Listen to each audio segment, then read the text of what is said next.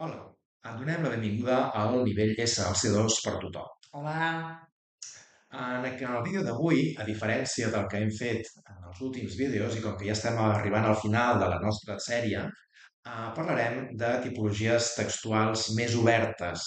En els darrers vídeos hem parlat de tipologies textuals molt definides, l'article d'opinió, l'article valoratiu, la notícia, i avui introduirem en aquest vídeo final en què parlem de textos aquestes altres tipologies textuals. Però per què vols parlar d'altres tipologies? Doncs perquè en les especificacions de la prova del Departament de Política Lingüística es deixa oberta la possibilitat que puguin aparèixer altres tipologies textuals diferents de les que hem estat veient darrerament. És cert que l'article d'opinió surt segur, però en els altres casos no és tan clar que només puguin sortir aquelles. D'acord, doncs comencem. Mhm. Començarem parlant de la ressenya. La ressenya és un text crític que té una finalitat argumentativa, tot i que és cert que també té una funció informativa, com a mínim en alguna de les seves parts, ara la Susana ens en parlarà, i la funció final és una funció valorativa. És a dir, en definitiva, la finalitat última és donar l'opinió sobre alguna cosa que té a veure amb una recomanació. Per exemple, pot ser un restaurant, pot ser una pel·lícula, pot ser una obra literària, que és potser el que estem més acostumats a associar a la ressenya. Doncs comencem parlant de la ressenya. La ressenya és doncs, l'anàlisi crítica d'un text. Podem divulgar qualsevol activitat, una manifestació artística, una obra de teatre, una pel·lícula, i aleshores el que volem és informar sobre aquest tipus de text i alhora valorar-lo. Té més pes la valoració, però tot i així doncs, hem de començar primer de tot explicant què és. Les característiques de la ressenya són bastant intuïtives per a qualsevol persona amb un nivell cultural mitjà.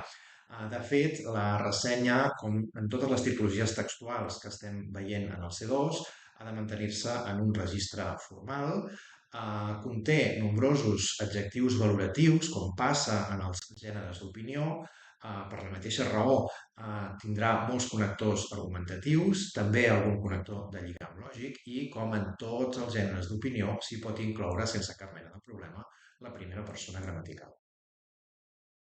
Si et fixes en l'estructura, primer de tot ha d'haver-hi una introducció. La introducció ha de ser tècnica, és a dir, si per exemple parlo d'una novel·la, doncs estic dient doncs, el títol, l'autor, puc parlar del que és el context històric de la novel·la, del propi autor. Si estàs parlant d'una obra de teatre, doncs la seva durada. Per tant, la introducció és situar, en aquest cas, el text. Després passes a fer el resum, però sense explicar ben bé de què va, no ens expliquis ja al final. El resum situa, només és per situar el lector, per passar a fer una anàlisi i valoració, ja sigui doncs, una novel·la o el comentari del restaurant, com dèiem, i finalment recomanar o no, segons si t'ha agradat o no, i fer la teva valoració per tal que al lector li pugui agradar o no aquell, ja sigui novel·la, obra de teatre, etc.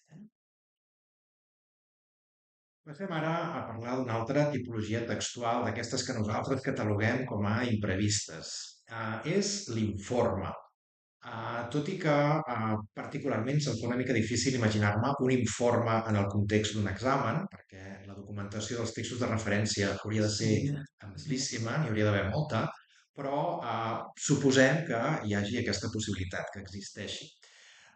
L'informe és un text que exposa dades, conclusions i recomanacions. És a dir, a partir d'unes dades que s'analitzen, s'arriba a la recomanació de proposar determinades accions. Per tant, té una funció doble que no hem de perdre de vista quan estem redactant. D'una banda, una funció expositiva i de l'altra, una funció analítica. mm, estem parlant d'un C2, per tant ja veus que el registre és formal, t'has de mantenir en un Sempre. registre formal. Les idees han de ser ordenades, concises però ordenades. Visualment el text ha de ser agradable també a la vista, que és una de les coses que també ens fixem a Sí. l'hora de rebre un text. I objectiu, és a dir, no diguis què en penses, has de ser totalment objectiu i per tant neutre respecte al fet que vulguis parlar. Com que estem parlant d'un informe, el vocabulari és molt important, oi? Vull dir, usa tecnicismes, si pots, un vocabulari doncs, ben acurat, ben precís, ben exhaustiu. Pel que fa a l'estructura, sempre, en qualsevol tipologia textual prevista o no prevista, no hem de perdre mai de vista el número 3. Per què el número 3? Doncs perquè sempre, clàssicament, i això ja ve des de l'època clàssica, aquesta estructura de 3 parts és la que es manté en funcions diferents, però que sempre, més o menys, va de la mateixa manera. D'entrada, un apartat introductori, després un apartat expositiu i un apartat de conclusió. En el cas de l'informe, començaríem amb una introducció objectiva en què exposem les dades i fem una anàlisi detallada. A continuació, fem un resum d'aquestes dades i unes propostes d'actuació argumentades d'acord amb aquestes dades. I finalment, com que és un text de caràcter més aviat tècnic, sempre hi ha d'haver una datació, una signatura i, si escau, annexos. I passem al darrer text que hem pensat que podria sortir a examen, tot i que veiem que el nivell no s'adequa prou Sí, per un un C2. C2, no? Que és, Podria ser, podria ser. podria ser, sí, sí, sí, que és el correu electrònic. Tot i que també n'hem parlat, que el correu electrònic bé, no deixa de ser, no? Sí, però òbviament no és una tipologia textual, no hi ha una tipologia textual que sigui correu electrònic. De fet, el correu electrònic és més un canal Exacte, que una altra cosa. exacte. És aquest missatge digital que li envies a un destinatari i sí que has de tenir molt en compte el tema de la formalitat. No és el mateix enviar, quan li envies un correu electrònic doncs, al teu amic amiga per quedar per dissabte, que si des de l'escola envies un correu electrònic doncs, als pares i mares doncs, per una xerrada que es farà la setmana que ve. Per tant, el grau de formalitat s'ha de tenir en compte i el que vols és informar, comunicar, però sobretot has de ser molt pràctic. És a dir, ja sigui doncs, proposar, sol·licitar, el que vols és la informació que vols donar al teu destinatari per rebre resultats. Mhm. Pel que fa a les característiques del correu electrònic, dèiem abans que no és pròpiament una tipologia textual. De fet, ens hauríem de remetre a la carta formal o a la carta personal, tot i que són més pròpies del nivell C1 o del nivell B2. En qualsevol cas, hem de tenir present sempre el grau de formalitat per utilitzar el registre adequat.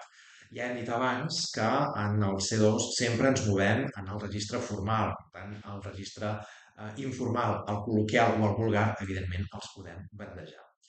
El text ha de ser clar i concís, això sempre ho hem de tenir present, per tant, hem d'evitar els circunbloquis innecessaris, hem d'evitar el llenguatge excessivament recarregat, hem d'utilitzar també les fórmules de cortesia adequades d'acord amb el registre i amb la instrucció de la tasca, hem d'utilitzar, com dèiem abans, aquesta estructura convencional de 3 apartats, una introducció, un desenvolupament i un acabament, i finalment hem de tenir en compte un element de cohesió molt important, que és mantenir el tractament personal al llarg de tot el text.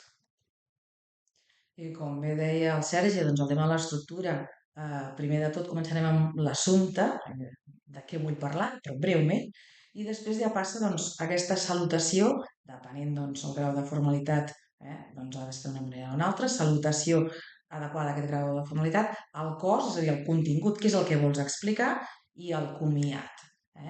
Tingues en compte doncs, aquest comiat s'ha d'adequar amb la salutació, no pots començar amb un benvolguts, benvolgudes i acabar amb un apa adeu, és dir, sigues una mica coherent de principi a final, i la signatura. Doncs fins aquí el nostre vídeo d'avui en què parlem d'altres tipologies textuals, de tipologies textuals imprevistes. Recorda que tens tot el material que necessites a la pàgina web del Departament de Política Lingüística. Adeu, fins aviat! Adeu!